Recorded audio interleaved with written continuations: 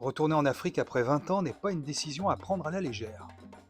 Surtout avec tout ce qui s'est passé entre-temps sur le plan géopolitique. Je pars néanmoins avec une entière confiance. Je sais que je vais retrouver ceux qui sont devenus mes amis depuis les années 90.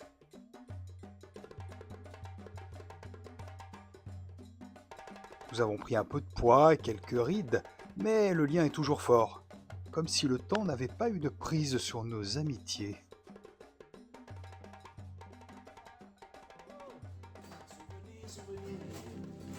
De nos bons jours de médecin, parce que nous partons cueillir mes fleurs Un ami me prête une maison au quartier France, la vieille ville. bêtes, les joies de la vie, Professeur de c'est français et musicien à ses heures. sourire. Il met à ma disposition sa garçonnière de Grand Bassam.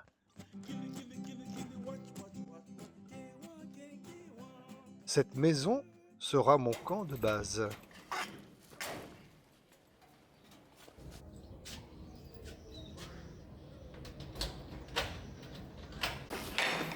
Voilà, alors c'est très important de faire circuler l'air. C'est pour ça qu'on ouvre la porte ici, la porte là-bas, pour que l'air de la mer puisse traverser la maison. Et il n'y a pas besoin de climatiseur, comme ça fait une ventilation naturelle. Voilà la cuisine. Il n'y a pas d'eau. Donc la solution c'est quoi? C'est d'attendre 22h, 23h et on remplit, voilà, on remplit des bouteilles, on remplit des seaux pour avoir une réserve de flotte pour le lendemain. Autre solution, le puits.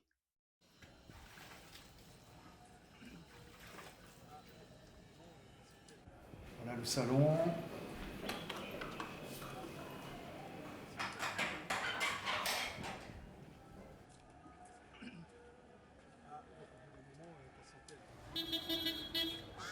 Fort heureusement, il y a toujours les maquis pour se nourrir à moindre frais. Les maquis, ce sont ces petits restaurants de quartier. Salade d'avocat, brochettes, poisson attiéké. J'oublierai un temps forcé que je suis végétarien. Maintenant, après aussi, là, si vous voulez manger des braisés, vous pouvez faire sur commande, je peux faire ça pour vous aussi. En cherchant bien en centre-ville, on peut encore le trouver à 6 euros. Il y a 20 ans, le poulet braisé coûtait 2 euros.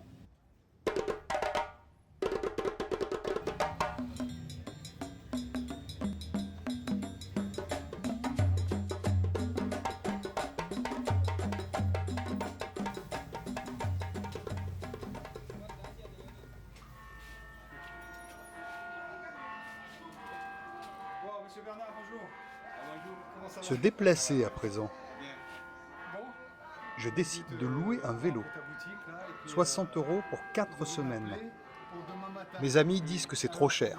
Ouais, ça va. Je réponds que je connais la réalité africaine et décide de ne pas marchander. Tu m'appelles pas, tu viens pas. Non, bien. Comme ça, il t'appelle. Merci bien. La bicyclette est le meilleur moyen d'appréhender l'Afrique. La liberté. Ça, c'est 1500. Il va falloir que je m'y fasse. Les prix ont pratiquement triplé. Première redécouverte, le quartier France.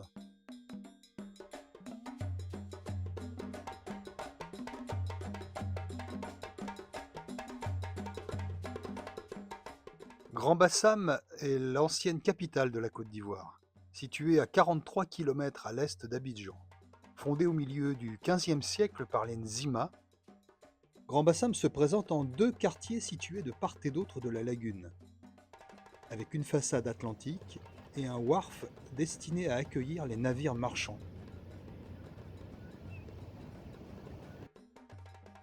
Appartenir au patrimoine mondial de l'UNESCO ne préserve pas automatiquement des dégradations du temps. Pour preuve, le délabrement inexorable des maisons coloniales du quartier France.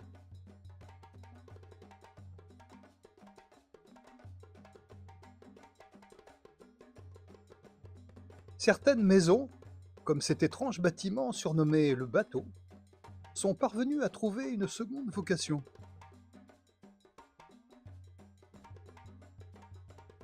D'autres ont eu plus de chance. Depuis quelques années, en effet, des projets de rénovation de monuments historiques semblent se concrétiser, comme l'ancienne poste devenue centre d'art.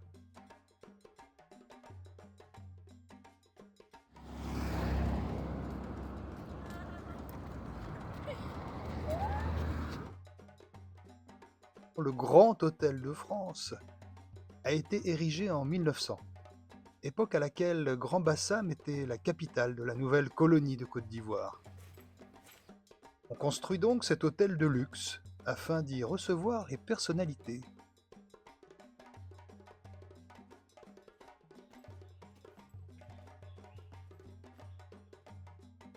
Cette chambre, dont 3 suites et un restaurant au rez-de-chaussée. Hélas, une épidémie de fièvre jaune décime une grande partie des Blancs de Grand-Bassam. Sur 60 Européens vivant à Bassam, 45 trouvent la mort. Le gouverneur de l'époque va donc chercher une autre capitale. Ça sera d'abord Bingerville, puis Abidjan. L'Hôtel de France ne connaîtra jamais le prestige auquel on l'avait destiné.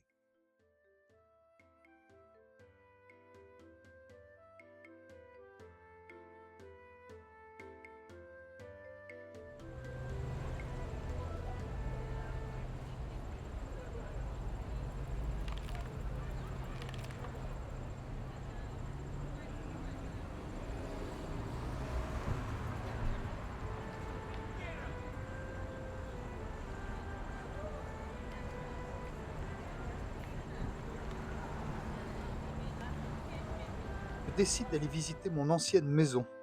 Et hélas, les nouveaux propriétaires me refusent le droit de visite. Ce sera pour le prochain voyage.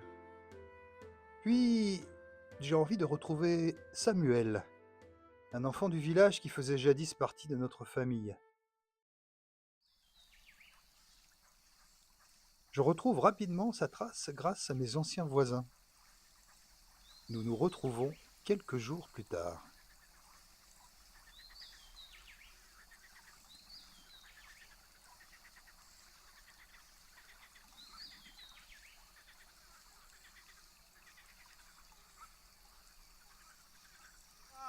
Ah, c'était vraiment. J'ai vécu une enfance vraiment super bien. J'aimerais revivre ça encore, hein, mais j'ai pris de l'âge. Oh, t'es pas vieux, hein? Ah, 31 ans, c'est beaucoup.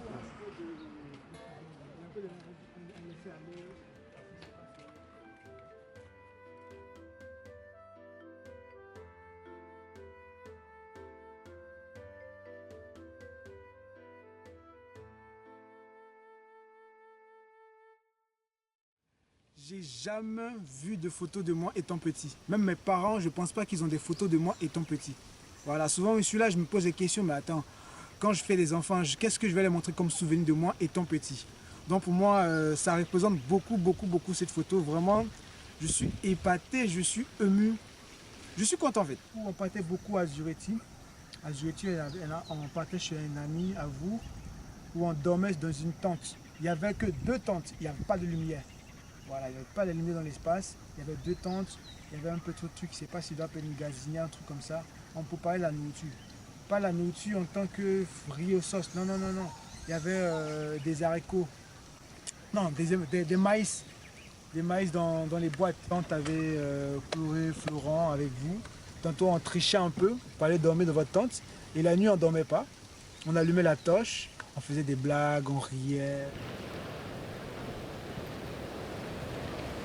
Donc ici, vous pouvez voir là où on venait, ça s'appelait chez Claude, c'était un maquis au bord de la lagune où on pouvait nager, il y avait des petites cabanes en bois. Alors aujourd'hui, ça on oublie complètement, c'est terminé.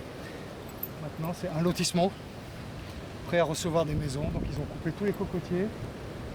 L'accès à la lagune, il est comme ci, comme ça. Et donc ce Bassam-là n'existe plus. La Côte d'Ivoire a changé. Hein. La Côte d'Ivoire a vraiment beaucoup changé. Les endroits qu'on partait avant a été vendus. A été vendu, a été modifié. Je peux dire actuellement la Côte d'Ivoire est en train de se développer. Mais on est en train de tout vendre. La terre, l'écosystème, tout est mélangé. Même l'éco, on le vend. Je ne sais pas pourquoi. Les quoi? Les échos. L'écosystème, il est vendu. Il est vendu en fait. Donc, Mais est-ce qu'il est préservé cet alors, écosystème il ou... n'est pas préservé. Parce que déjà, si je vous dis les endroits où on partait avant, si on repart maintenant, vous allez voir que c'était. Ils ont construit, ils ont coupé les cocotiers, c'était construit, d'autres personnes habitent, c'est venu des déchets. Voilà quoi. La Côte d'Ivoire d'avant, la Côte d'Ivoire d'aujourd'hui, c'est plus pareil. Hein.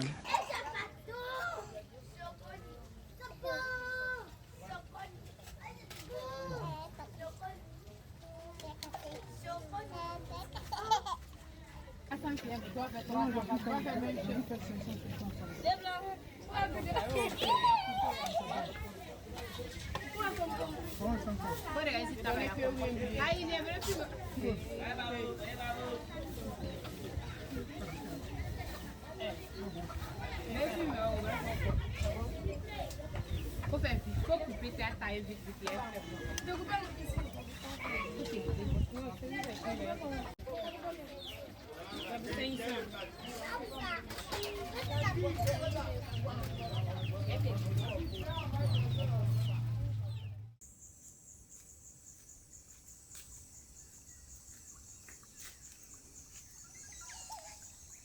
Alors ça passe là-haut?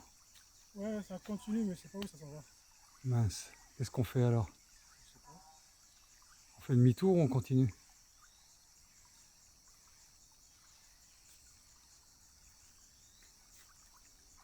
Et paf, on est parti. On libère la maison, on libère la ville, on partait en brousse.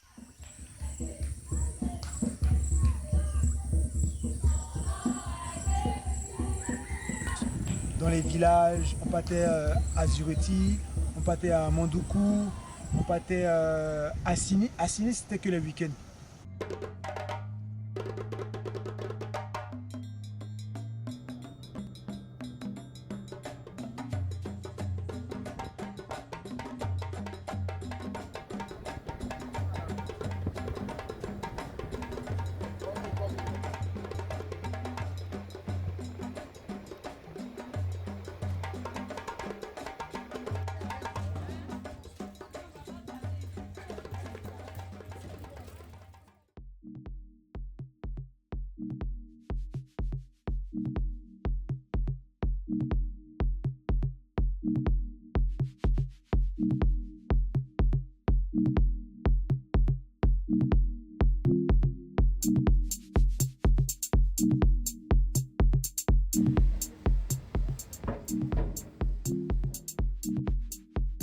Abidjan s'agrandit. Sa population augmente. Au nord, à l'ouest et vers Grand Bassam. Les zones naturelles disparaissent. Il y a pourtant un point positif à ce développement tentaculaire. Les points positifs, je peux dire, il y a l'ouverture de l'embouchure. L'ouverture de l'embouchure qui évite l'inondation à Grand Bassam. Parce que avant, quand c'était fermé, il y avait l'inondation 100% à Bassam. Il y avait le quartier France qui était inondé. Il y avait aussi, le village de Mossou qui est inondé. Il y avait aussi le village, pas le village, le quartier à Bassam, le DOS qui était inondé. Donc depuis l'ouverture de l'embouchure, il n'a pas encore eu d'inondation.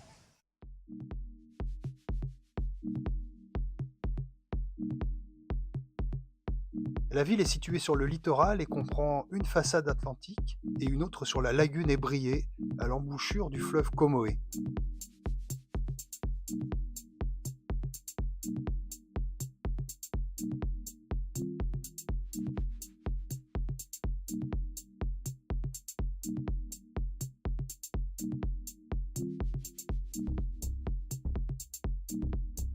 Des travaux gigantesques ont été entrepris à l'embouchure du fleuve Comoé, indispensables pour assainir la lagune.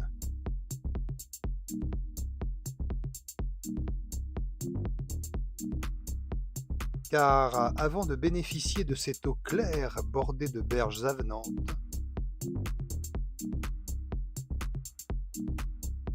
la lagune de Grand Bassam, c'était ça.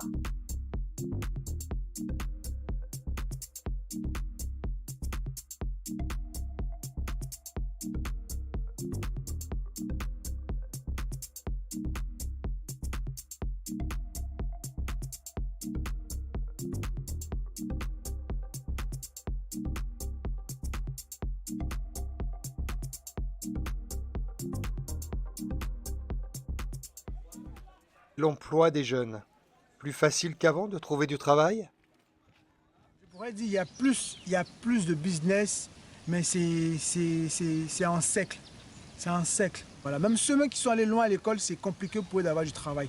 Soit tu les trouves à devenir gérant de cabine, soit maintenant, je peux dire maintenant, les étudiants ou soit les élèves, ils ont une activité qui est récente. Ils sont livreurs de nourriture, Yango, voilà. Ils sont aussi chauffeurs dans plusieurs structures. Il y a Uber, il y a Yango, il y a Drive, il y a plein. Donc je peux dire maintenant la jeunesse se lance dans ça.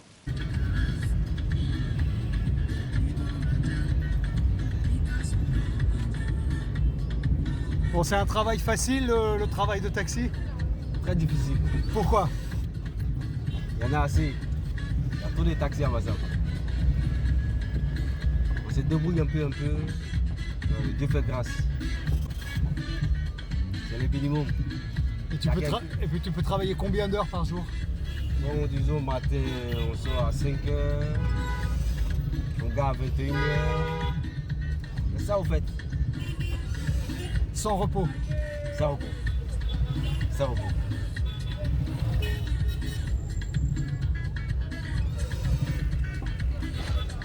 Et est-ce que vous prenez, excuse-moi de la question, hein, est-ce que vous prenez un peu de drogue pour tenir? Non, désolé, non. Café? Non. Ouais, le café noir. Du café noir? Ouais, le café noir. Ça, c'est pas. D'accord. Le café, ça, c'est la priorité. Sinon, pas de drogue, rien. Le café noir.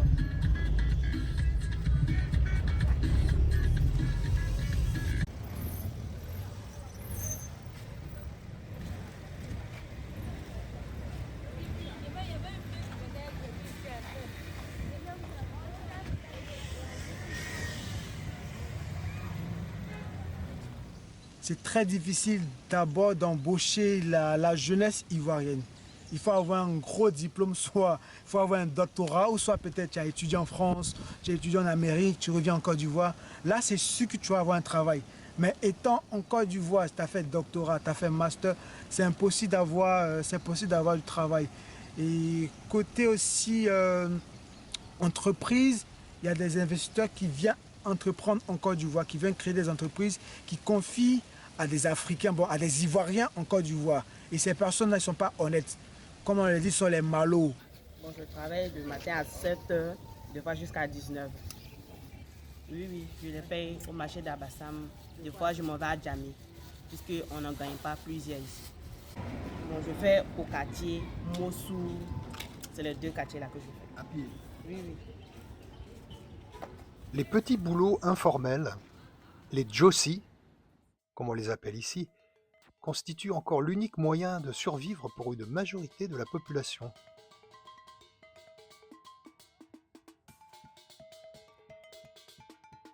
Certains misent sur le tourisme local, car Grand-Bassam est toujours une destination prisée des Abidjanais pour le week-end, avec d'importantes manifestations comme l'Abissa, fête traditionnelle du peuple Nzima, ou encore la reconstitution du chemin de croix durant la période de Pâques.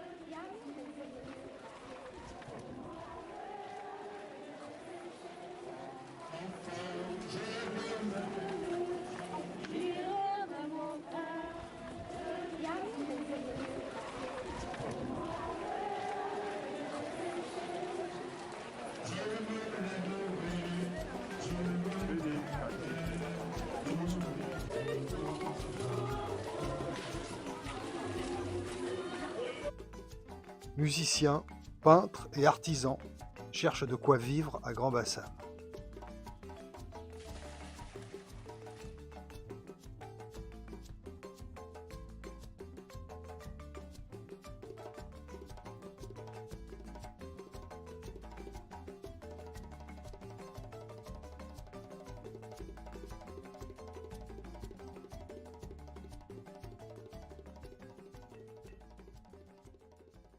Donc celui qui investit dans son projet et il s'attend à un bénéfice ou bien il s'attend à embaucher plusieurs personnes, Ces personnes qu'il a mis devant les disent non, ça ne marche pas, les jeunes ne travaillent pas, ils sont des paresseux, ce sont des drogués, ce sont des fainéants, des paresseux. Donc du coup, voilà, il y a d'autres qui volent l'argent, tout et tout. Oh, pourtant c'est faux, ce sont eux les vrais voleurs. Le départ précipité de centaines de familles françaises suite au soulèvement d'une partie de la population semblait prononcer le divorce rédhibitoire entre les Français et les Ivoiriens. Moi j'étais à Bassam, hein, étant petit, donc du coup à Bassam il n'y avait rien ici. Hein.